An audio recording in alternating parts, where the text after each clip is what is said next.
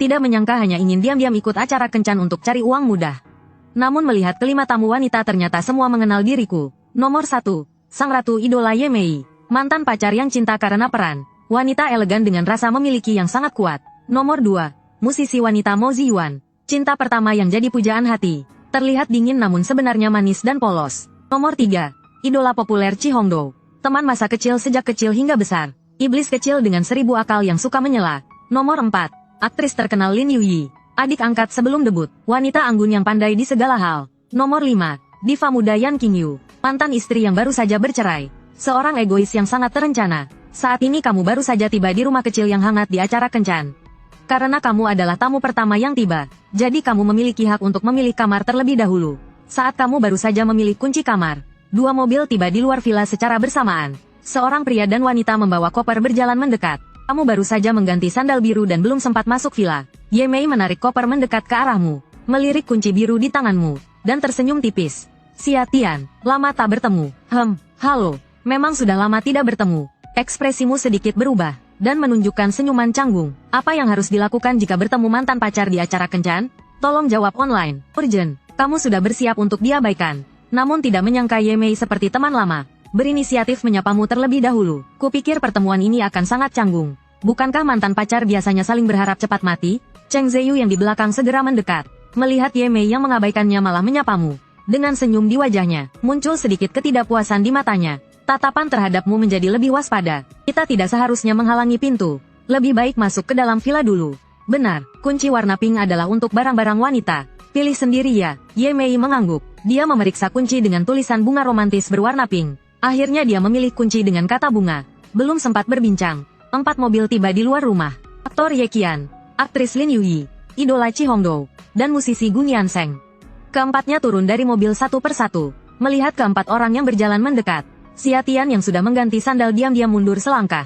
Berusaha menyembunyikan diri di belakang Ye Mei dan Cheng Ziyu. Kedua tamu wanita itu adalah kenalannya.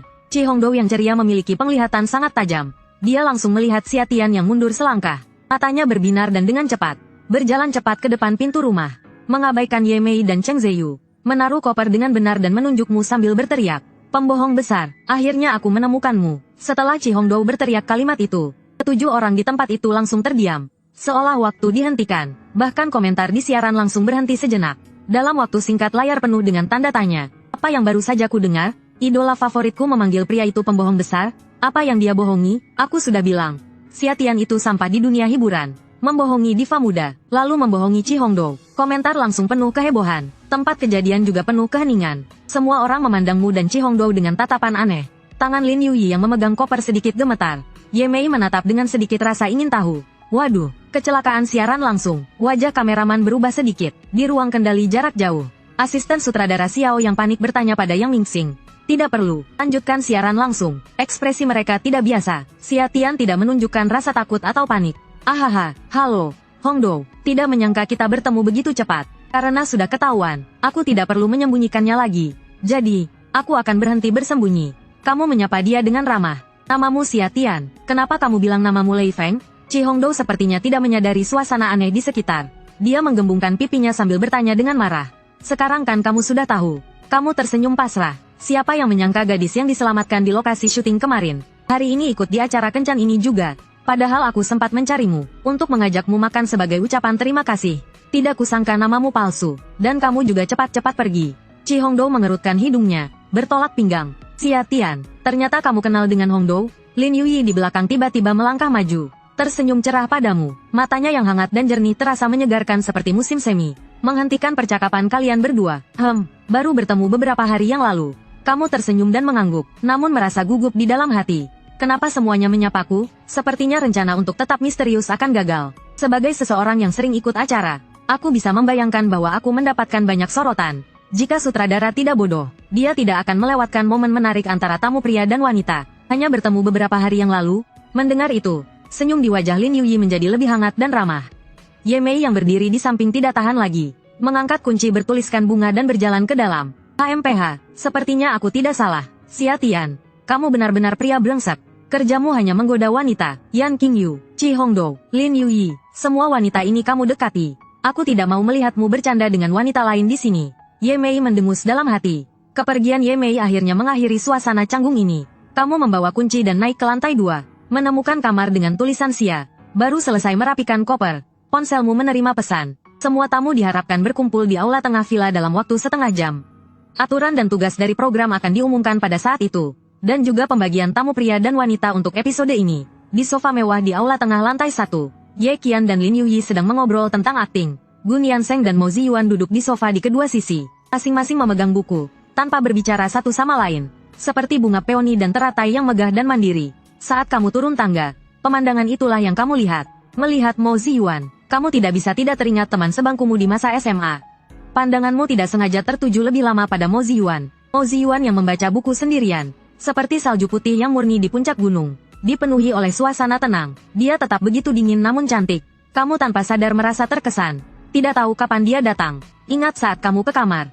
Hanya dia yang belum datang. Halo semuanya. Langkah kakimu menarik perhatian keempat orang di aula. Xia Tian, kemarilah duduk. Ye Qian melambaikan tangan, tampak ramah seperti seorang kakak laki-laki. Sementara itu, tatapan Gun Yanseng padamu tetap dingin. Seolah kamu tidak ada di matanya. Xia Tian, pandangan Mo Ziyuan berpindah dari buku di tangannya. Mengikuti langkah kakimu. Xia Tian, aku ingat kamu dan Yuyi dari perusahaan yang sama, kan?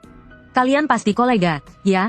Sebagai pria dewasa, Ye Qian pandai mencari topik pembicaraan. Saat Mo Ziyuan dan Gun Yanseng tidak ingin bicara, dia tidak punya pilihan. Secara alami dia mengarahkan pembicaraan pada Lin Yuyi. Dulu memang begitu, tapi aku sudah mengakhiri kontrakku dengan perusahaan. Jadi sekarang mungkin tidak lagi. Sudah memutuskan kontrak, aku ingat percakapan kalian sebelumnya. Kalian pasti cukup akrab di perusahaan, kan? Aku ingat Yuyi memanggilmu Kak Xia Tian.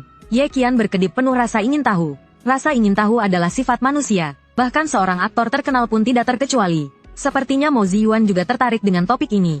Dia mengangkat telinganya sedikit. Bisa dibilang cukup akrab. Kamu melihat Lin Yuyi dan menjawab hati-hati. Kamu tidak ingin orang salah paham. Hehe, Kak Xia Tian adalah orang yang baik. Saat aku belum debut, dia banyak membantuku. Mengajarku bernyanyi, mengajarku berakting. Bahkan dia bilang akan menulis lagu untuk membantuku debut. Aku sangat berterima kasih padanya. Lin Yuyi menatap Xia Tian sambil tersenyum dan berkata, memang benar, dulu, saat Xia Tian memposisikan dirinya sebagai musisi, dia memang ingin menulis lagu untuk Lin Yuyi. Untuk membantunya debut, sayangnya lagunya belum selesai, malah dituduh plagiat. Kalau bukan karena perusahaan masih membutuhkannya waktu itu, perusahaan membantu menekan skandalnya, mungkin dia akan lebih parah. Xia Tian tersenyum canggung ke arah Lin Yuyi. Tidak menyangka dia masih ingat. Ternyata kalian sudah saling kenal sebelum debut. Hubungan kalian cukup dekat ya. Sepertinya Yuyi masih punya perasaan baik pada Xia Tian. Apakah ada kemungkinan kalian bisa bersama lagi kali ini? Ye Qian bercanda. Komentar di siaran langsung meledak. Terutama para penggemar Lin Yuyi yang marah besar. Pria tak berguna ini kenapa suka numpang tenar? Baru saja ikut Chi Hongdou. Sekarang datang ke istri saya, Yuyi. Saya bilang, kalian tidak berpikir, ini kan Yuyi sendiri yang bilang. Dia memang punya hubungan dengan Xia Tian. Pria brengsek juga punya penggemar, masih ada yang membelanya. 2 tahun ini aku sibuk. Jadi hubungan kami agak renggang. Mungkin kali ini acara ini bisa memperbaiki hubungan kami. Lin Yuyi cukup santai. Dan tidak terlihat canggung. Meskipun cinta pertama dan cinta diam-diam sulit dilupakan. Namun setelah setahun berlalu, perasaannya pada Xia Tian sudah tidak terlalu berat. Dia menghadapi Xia Tian secara langsung. Dan mengendalikan emosinya dengan baik.